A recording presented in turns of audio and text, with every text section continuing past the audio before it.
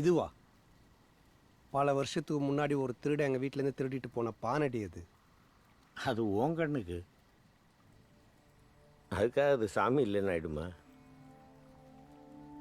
என் பார்வை பறி போகிறதுக்கு முன்னாடி கல்லில் சிலை செஞ்சு எத்தனையோ கோயிலுக்கு கொடுத்துருக்கேன்.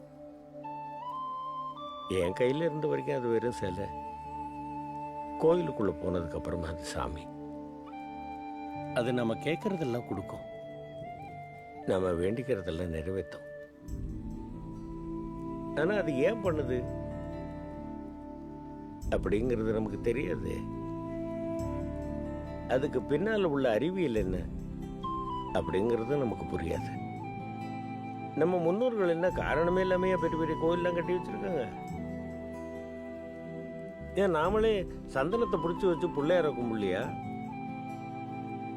ஒரு செங்கல்ல மஞ்சள் குங்குமத்தை பூசி அதை முனீஸ்வரனை வழிபடலையா? அந்த மாதிரி தான் நம்ம மாத்தாளம். நீ சொல்ற மாதிரி அது வெறும் பானையாவே இருந்துட்டு போட்டுமே, அதனால என்ன? நம்புறவன் கும்பிடுறான், நம்பாதவன் கேலி பண்றான். அதில் தப்பு இல்லை.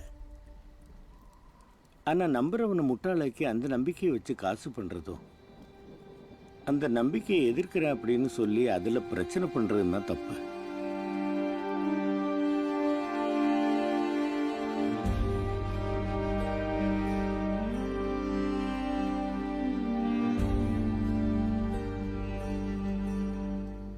நீ இந்த கோயிலை நல்லா பார்த்துக்கிட்டியோ இல்லையோ, ஆனா இந்த கோயில் நம்ம ஊர் மக்களை நல்லா தான் பார்த்துக்கிச்சு. என்னைக்கு இந்த கோயிலை மூடினாங்களோ அன்னையிலிருந்து நம்ம ஊரே நாசமா போச்சுப்பா.